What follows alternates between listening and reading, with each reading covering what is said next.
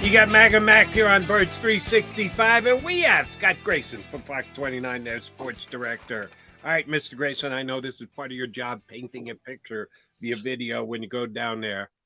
What was the crowd like for the first Eagle home game of 2023? It's about what you'd expect. I think those people were jacked up and enjoying a full day's worth of pregame. Some might say juiced up. Yeah, Scott. Yeah, juiced up. And those people were looking forward to seeing a show. And obviously they were booing before they were cheering, I think, for the most part. That's true. That's true. true. Brian Johnson got the booze early. Yeah. But hey, you got to love the Philly crowd. And I think they came and showed and represented last night, just like they have been with the Phillies games lately. And they were there. And when they needed to be, they were loud and causing some issues for the Vikings on some key third downs. I remember thinking to myself as well. So good crowd. And they did their part.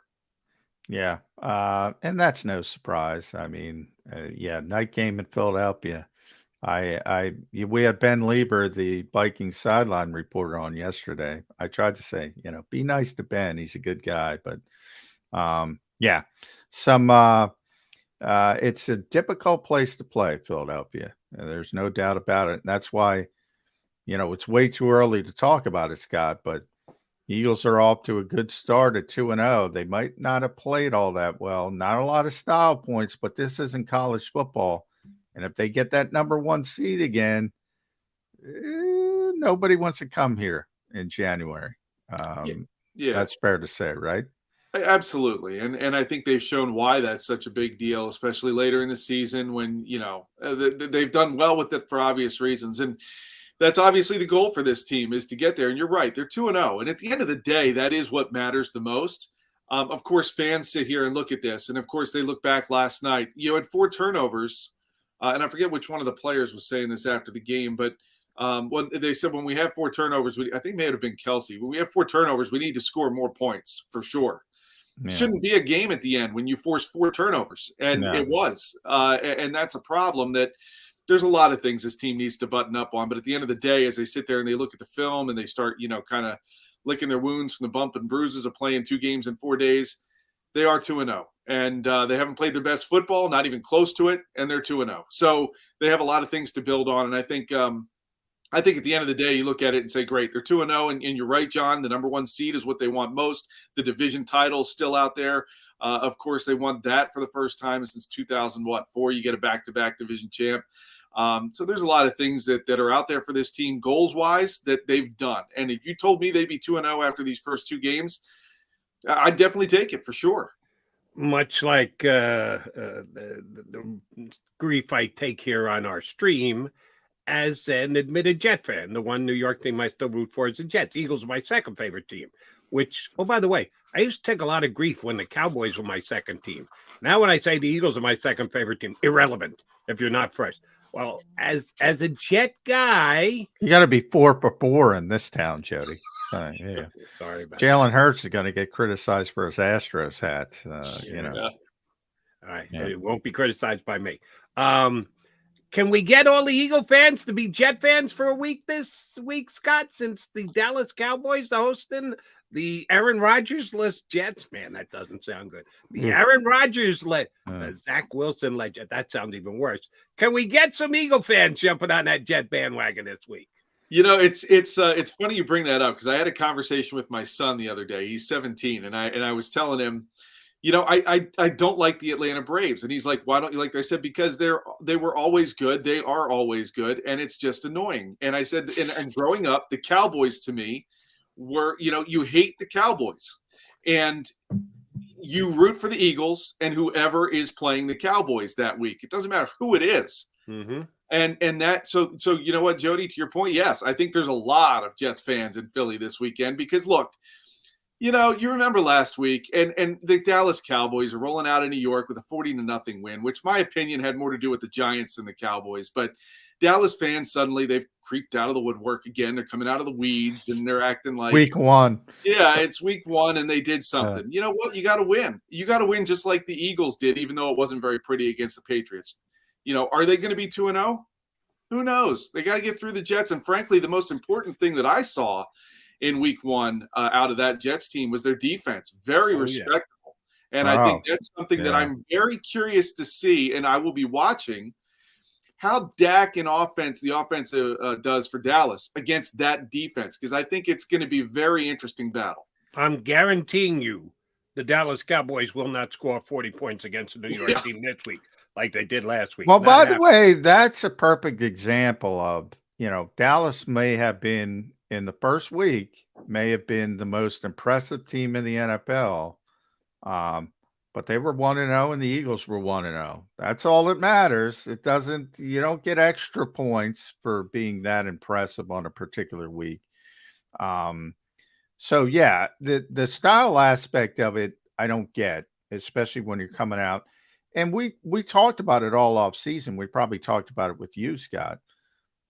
I thought maybe it would be a little hinky, and I talked about it constantly. But you have these teams, you're going to out-talent them ultimately at the end of the day. New England, Minnesota, so far that's held up. They didn't play great, but they out-talented both those teams in the end. And this is valuable learning time so you can work out the kinks against the less impressive teams. So when Kansas City shows up and Buffalo shows up later in the season, San Francisco, maybe you're better prepared. I thought this was a great schedule from that perspective. Yeah, I agree. And listen, to your point, John, one of the things that I love the most about, talking to these guys after the game is talking to Jason Kelsey. The guy is always brutally honest, which is very respectable. And what he said last night that really resonated with me as I left was they've seen a lot of chaos in these first two games. And when you are the hunted, you are the one with the target on your back. These teams in the offseason that have you early on are spending a lot of time game planning and trying to throw you stuff that perhaps you haven't seen before.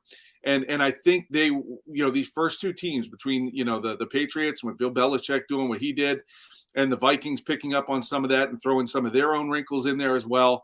I think this Eagles offensive line, and Kelsey admitted it yesterday, they're watching chaos and they're having to work through it to ultimately get to the right side of it. And you're right, John, talent is going to be able to hopefully win out in those situations. And the talent here ultimately did that. And there was communication on the sidelines, and they started saying, look, the run is there if we want it. And they took it and they ran it down the throats of the Vikings ultimately with DeAndre Swift. So it's interesting because you're seeing the different behaviors, and it's different, right? This fan base, usually it's disrespected. This team is usually disrespected and an afterthought. They're not this year. They are many people's favorites to win the Super Bowl, to at least get there again. And that comes with a target on your back and every other team in the league looking at this team and saying, we're going to find ways to confuse them. So far, it has not been a well-oiled machine on offense, but the talent, you're right, John, has found a way to shine through. So I found that very interesting last night that they're seeing a bunch of chaos, in Jason Kelsey's words, and trying to work through it. And the talent and the veteranship and the leadership of this offensive line and the rest of the offense are finding ways to score and get down the field. Thankfully, Jake Elliott has a leg on him too, because that really bailed him out. Oh, by the way, Aaron Sipas is the holder. Give Aaron some credit. Okay. Good job. Hey, high five, Aaron.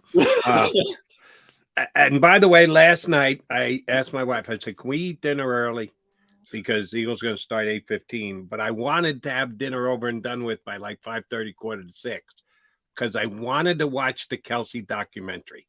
I hadn't watched it yet. I said, this will be a perfect lead in to the Eagle game.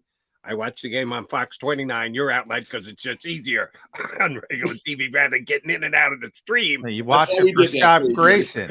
Come on. Excuse me, but I streamed in for the Kelsey documentary. Any Birds fans watching us right now, if you haven't watched it yet, it is a must watch. It is number one, well done. Number two, emotional. Number three, pulls at your heartstrings. Number four, gets you pumped up about the Philadelphia Eagles. It checks every single box. It is just tremendous if you are an Eagle fan, and you got to check it out on Amazon. If you don't get Amazon, I apologize for that, for talking this up. But if you might want to think about it, and I'm saying there are a couple different benefits to Amazon, including free shipping. Yeah, if your wife, like my wife, likes to order stuff. Mine as well. I probably have 3 out there as we speak. Third on that. 3 for 3. So the wife's paying for Amazon anyway, so you can watch your Thursday night football. Well, you got to watch it for this Kelsey documentary as well, because it is just stone cold tremendous. All right, Eagles' offensive line was tremendous last night, Scott. John and I have been talking about since the show started that we think you could have rushed for 87 yards last night. All right, maybe not $175 like DeAndre Swift, but you could have gotten 80. Grayson Spry, I'm giving Scott 92. Wow, you're going over 87. All right, good. 92. I'd hit one hole, and then I'd be in the injury tent. Yeah, that part, yeah. All right, I've been asking John, so but you would have been 8 yards downfield before you hit the end. Right, it's true. That's an Eagle first down. Do you think that DeAndre Swift just goes back to being RB2 last week because they don't want to Wally Pip Kenny Gainwell if he's 100% healthy? Yeah, that's another thing I said to my boys this morning. I was like, the one guy who was probably watching that game last night and thinking, was Kenny Gainwell, and wondering would he have had that kind of success if he were playing.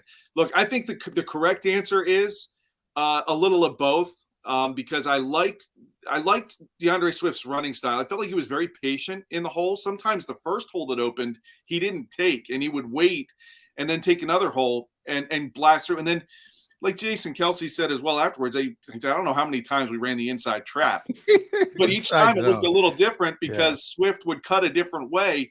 The vision was there, right? And the patience, like I said, Kenny Gainwell and these younger running backs these days, when they see the first hole, that's the one they're going for. So I think there's a difference in style, and I think it can really work if you play the both of them, off and on. And this, we've seen the Eagles don't typically go with a bell cow running back. They were almost forced to last night because Boston Scott ended up going to the concussion protocol as well. And heck, DeAndre Swift was doing so well. Why would you pull him off the field? But to that extent, I think the best answer, Jody, is to really play the both of them and let their styles work to your advantage, because it forces the defense to pay attention. Who's back there, as opposed to getting used to perhaps one guy or the other. Plus, if you work through that workload a little bit, then maybe perhaps you keep both guys a little healthier and better and more fresh at the end of the season, which is what you want. But I don't know how you weren't a DeAndre Swift fan last night. Local guy comes home. I kept feeling bad for him. He'd get down to the 1 yard line and then get the tush push and not get the benefit of scoring. Finally, he did get in there. But a great game. The yards before contact was impressive. And to your point, that's a credit to the offensive line and the holes they were opening. Yeah. But I think you got to feature both of them for sure. I mean, look, there were things I liked in Kenny Gainwell's game last week, and there were things he's shown this coaching staff to have earned that RB1 job initially anyway. So let both of them do what they do, and I think it can really work well for this offense. You guys remember Hal Mummy, the former college coach, longtime college coach? At the end of his career, I bring this up because I'm going to ask you about Brian Johnson. He was coaching in the XFL, and one of the cool things about the XFL is they mic up the coaches so you can hear the play calls. And now the coaches hate it. The NFL coaches would despise it. Well, they do despise it. They're like, no, we're not doing that. Because obviously you're going to get second guessed if something goes wrong. But in the XFL, they're just trying to get people to watch. So it was pretty cool. And you got to see Hal Mummy. And one of the things he had a drive going, and his play call was, and I'm going to quote, "Do it again." That was the play call. He was just running the football. Do it again. They weren't stopping it. Do it again. Do it again. Brian Johnson's getting a lot of heat already in week 2 for a 2-0 team, Scott. To the point, my guy, Seth Joyner, on our post-game show, asked me, is Nick Sirianni going to take over the play calling? You mentioned the inside zone. Jason Kelsey was talking that 16. It was inside zone, inside zone, inside zone. Do it again. Do it again. Do it again. They're not stopping it. That's a good play caller. Why are people all over Brian Johnson after 2 weeks? I wasn't a fan of Brian Johnson's play calling in week 1. I think he fell a little victim to the weather a little bit in the first half and settled in on some things. But as I kind of got further away from that game, I remembered he was playing Bill Belichick that had a whole offseason to prepare for that offense. as I went through the second game and left last night, John, my overall impression is I don't know that it's so much Brian Johnson as it is right now. His quarterback is not giving him what I think he's expecting. And I think Jalen's vacating the pocket too soon. I think he's not allowing the passing game to unfold in front of him quite as well, or he's taking his eyes off downfield. He's missing guys. We've seen it. He's missing some open receivers, not overthrowing them or underthrowing them. He's missing seeing them in his progressions and his reads. So I think some of that has affected the play calling. But I am one who's, look, if it ain't broke, don't fix it. And if it's running and it's working and you're having your way with that defense and you're wearing them down and you're not substituting so they can't substitute, you'd be stupid to stop running the ball if you get 4, 5, 6, 7, 8 yards a clip. And so I think to that extent, and the offensive line loves that. Those guys love run blocking, coming off the ball and just having your way with the guy on the other side. That's fun. And they were having fun with that last night. And Jason said, I love a 16-play drive. I also like the 3-4-play drive when you get the touchdown up the field. So I think, look, I'm still, to me, jury's still out on Brian Johnson. I'm still trying to figure out what he's trying to achieve, because I do think that part of what his plan is not being allowed to develop fully because there's things. And by the way, I'm not saying he's doing a great job. I'm saying the people saying they should take the play call after. I'm not there yet, and they're 2-0. Right. I mean, I'm not there. He's got to be allowed to find his way a little bit, and he's got to be allowed to find some chemistry with his players. And again, it comes back to, look, these are 2 preseason games essentially. They're trying to get familiar with each other, him with his offense and his personnel and his players, and what the opponents are trying to do to them. And he's trying to understand and work through that communication. Like Kelsey was saying, they come off and say, the run's there. Let's just keep doing that give and take. I like that he was listening to his players, because we all know there's some guys who are, that alpha male, like, no, it's my way. This is what I'm doing, and this is what we will do. So I think we got to let it breathe. And it was 2 games in 4 days, and you can't understate that. And I think we just got to let it breathe. And I'll be curious to see what happens with 11 days between games. What will they have learned? A little bit of self-scouting goes on within the coaching staff. And I'll be curious to see what Brian Johnson learns through these next 11 days. All right, Scotty, I want to flip it back over to the other side of the ball and talk some defense with you. They're a little banged up over there. We knew coming into the game there was injuries. Then you add Avonte Maddox on top of that.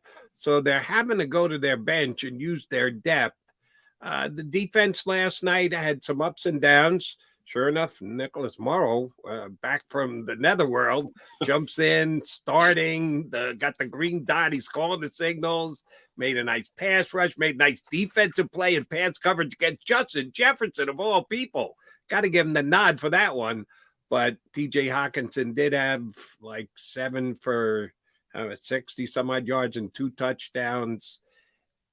We're hoping that a Reed Blankenship is back this week. We won't know about Maddox just yet. How concerned are you that the Eagles are down their depth chart a little bit on the defensive side of the ball? I think we saw the effect of that late in the game. The one touchdown, I don't remember if it was the last one or the one right before it, but Josh Jobe was on a receiver, and he went on a crossing route, and Jobe let him go, and he was wide open. And all 3 of us could have made that pass. He was that wide open.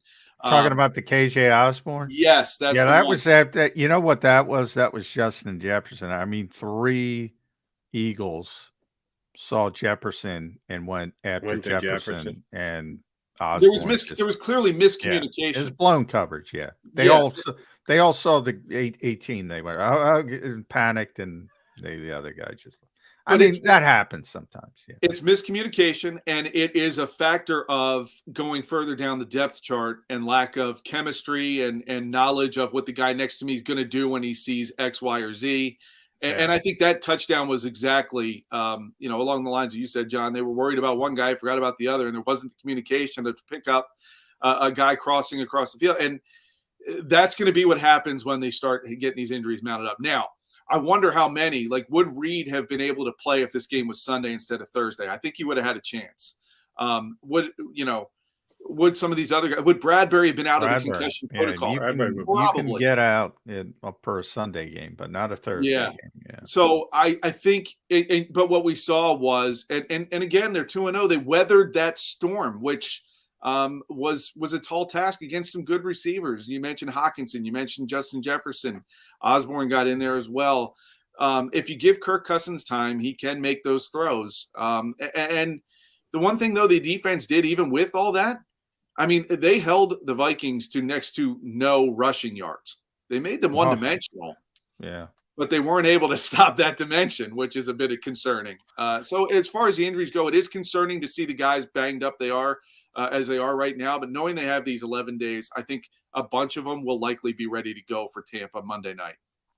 Silver lining, you mentioned, Scott, with those injuries is now Josh Jobs got some time under his belt. Do you think they should have gotten Sidney Brown some time under his belt? Because guys like Nick Morrow and Terrell Edmonds, they know how to play. You could maybe even go as far as saying Christian Ellis as well. Should they have gone that route? Because, maybe those guys have a little bit, in Sidney's case, much more upside. But even in Christian's case, maybe more upside.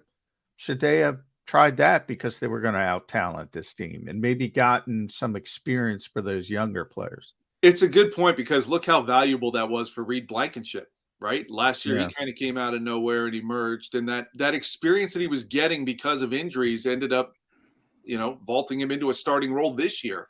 I think you're onto something there, John. I mean, Sidney Brown is a guy, I like the way he kind of plays. And when he gets the opportunities on special teams, he's flying around.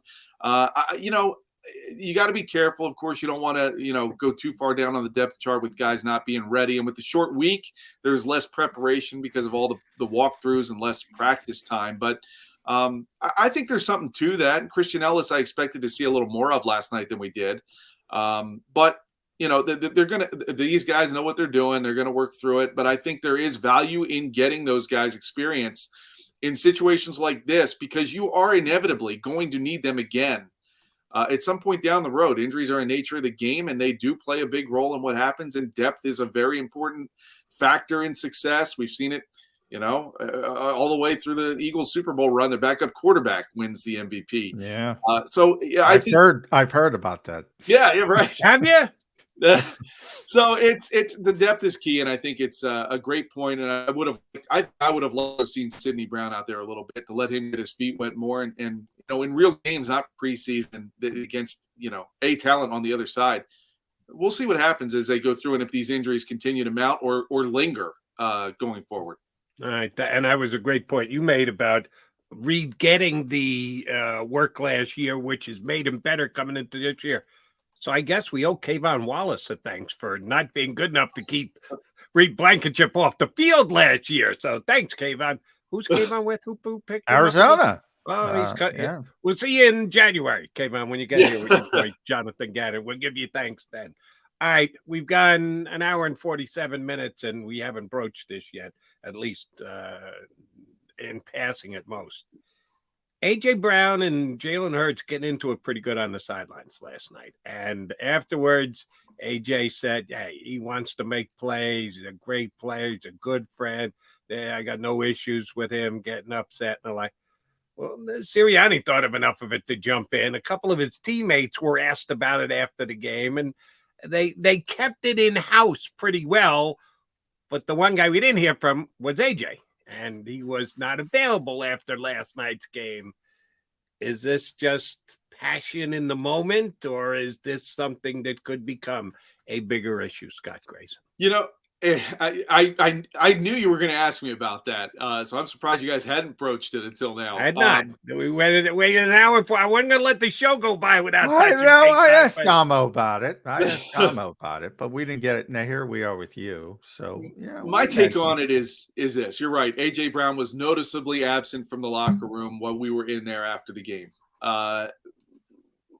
Here's where I go with it. Players were asked about it. Devontae Smith, who you clearly see was in the neighborhood while this was happening, said he didn't remember it. Dallas Goedert said he didn't know about it. I find it hard to believe you don't know something like that is going on. So Nick was snippy Jody, about it, Scott. Nick was very snippy about it. He was not happy with it. So they kept it in-house. You're right, Jody. I think that's a good way to put it.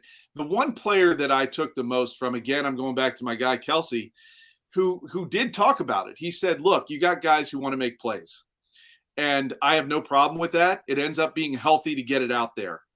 Prefer to get it out behind closed doors. And I think AJ's got to be a better veteran in that way. But something like this happened last year, and we never heard anything more about it again. Mm-hmm. It kind of got resolved. And I've kind of am taking the same approach here where I'm saying, is this something where you see like a little yellow warning light going off for me? A little bit, yeah. It's not a red alert. It's not a panic button. It's not a, uh-oh, look at this. It's not a TO who's going to start doing sit-ups in his driveway. To me, it's that they're working through it. It got a little bit out in the public. I got to believe things will be done behind the scenes to work through it like last year, and that I don't expect this to really linger and become something that turns bigger down the road. I think you see a guy who wants to make plays. He is frustrated because he's not getting the chance to make the plays he wants. Shortly after that, they went to him twice. One touchdown called back because of Rashad Penny. The other one he probably would have had if he wasn't interfered with, which no flag was thrown. Further adding to his frustration, right? Yeah. Now, what's amazing to me, Scott, and at S Grayson Box 29, make sure you follow Scott on X. Does a tremendous job with Box 29. For people that have watched the NFL for more than 10 minutes, big time receivers tend to want the football. It is not the first time you mentioned TO, not TO. Guys want the football. So when you have a Devontae Smith who's kind of understated as a receiver, that's the rare part. Like all the other receivers, if they don't get the ball, they're harping. Look at Stephon Diggs. Look at all the stuff going on in Buffalo. Why is this a surprise to people? Yeah, AJ wants the ball. That's probably a good thing for that position. Yeah, I agree. And I think that's ultimately why. And you look at the people who are around him, right? You have a guy who's so well respected already at a young age, like Jalen Hurts. You have, Kelsey. You have these other veteran leaders who can pull AJ Brown aside and say, listen, man, you're a weapon. You're going to have your games like he did last year. You will go off. It hasn't happened through 2 games yet. It hasn't been your turn. You just kind of wait your time, keep doing your job, and the good things will come. The rewards will happen, and we're going to keep winning. We're 2-0, right? Ultimately, what they want is the ring. You got to believe that is the ultimate goal for even A.J. Brown. So I think there's just, like I said, I think cooler heads need to prevail. What needed to happen should have happened behind closed doors. Shame on you, A.J., for doing that in public. But I think you see that passion, that desire. The guy wants to make plays. He wants to go out and put on a show.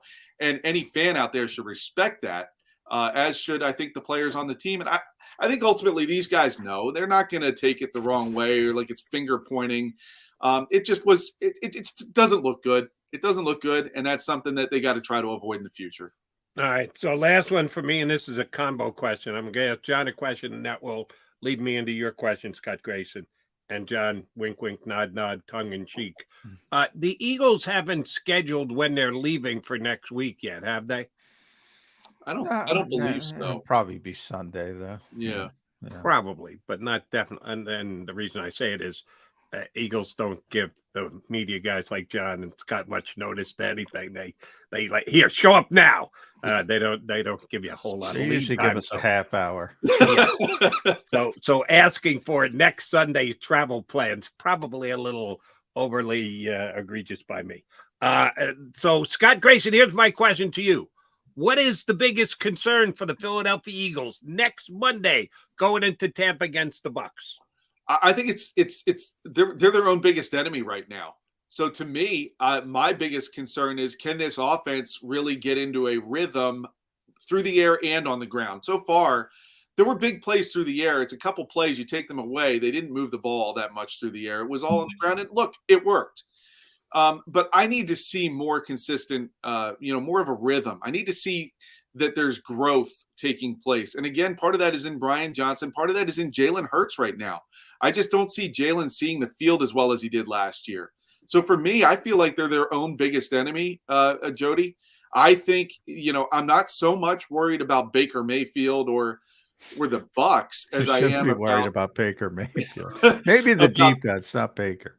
Right. I think the biggest things I need to see is that there aren't so many guys on the injury report by the time they do leave, and that they, particularly on defense, and that I need to see, this team show me something Monday night that shows offensively that they're working it both passing and on the ground. And I don't believe, again, you two guys, Eagle beat reporters, me, just an observer from home. You'll straighten me out if I'm off base on this. I don't believe the Eagles have a James Harden type player who likes to live in the club. So I was going to say maybe the biggest concern would be Mons Venus, very famous strip club down there, not far from the stadium in Tampa. Oh, I know what you're saying, Tony. Yeah, Sunday, getting down there early, check into the hotel, got to get out. You got to not play until the next night. AJ a little ticked off because he didn't get the ball. Maybe I'm just talking out my ear hole, but Tampa's famous for that type of entertainment. If that's your proclivity, just mentioning that going into a Monday night game, if you get down there early enough, Harden may be there. just that's right. You might run into James Harden at Mons Venus. Good one, Scott Grayson. Always a pleasure. Whenever we get John, thank you much for doing it. We'll punch up again in a couple weeks. You got it, guys. Good to see you. Thanks, Scott. Fox 29 Zone. Scott Grayson here with us on Birds 365. All right, Jody Mac, Johnny Mac coming back. We got to put a bow on this show.